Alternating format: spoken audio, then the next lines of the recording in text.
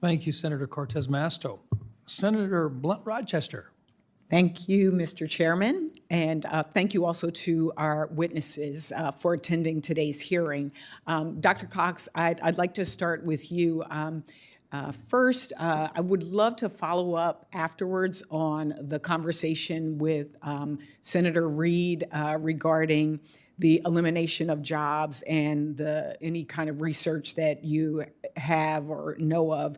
You mentioned specifically lower skilled workers becoming more productive, but not those jobs being eliminated. So as former Secretary of Labor of Delaware and focused on jobs, I'd really love to follow up with you later on that. But for my questioning today, AI, we know, can spot unusual trading faster and help catch problems sooner. This can make capital markets safer and more transparent, especially if the firms can prove that these problems really did happen with good records.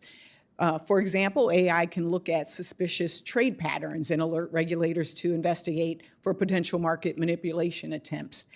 What concrete metrics should policymakers prioritize to validate that AI improves market oversight and stability? That's a great question. This is going to have to, evaluation, I think, in general, is one of the most interesting and difficult parts of AI. The top level capabilities are very exciting, but the question of how do we measure things is really something that's arguably the most important part of all of this. And I think that's going to happen industry by industry, and it's going to have to happen with the partnership between public and private and different stakeholders to be able to define what ultimately, how you're going to measure that progress. And in business, we do this all the time. We're measuring KPIs of our success. It's an art, and I think it's something that we all have to do together. So, to dig a little deeper, like what records maybe should firms keep so that the regulators can replay what happened? And I'll open these two questions up for the panel. Thank you for the question, Senator. So there's two things I think about in terms of your question. One is we measure a lot of the outputs of these models. We should be focused also on the inputs.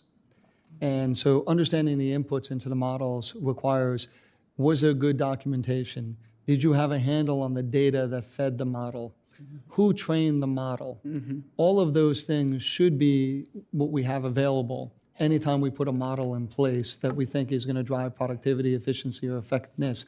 Because right now we are all focused on the output and trying to measure the output.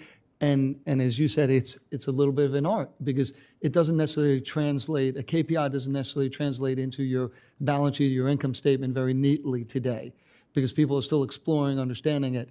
So the other part of it is I think about surveillance and fraud. I think we would continue to use the KPIs that we look at today. So for example, for our fraud solution, we focus on operational efficiency and operational effectiveness. Operational efficiency is false positives. Is the model allowing us to reduce false positives? And if it does that, it allows the institution to redeploy that capital in a more effective way.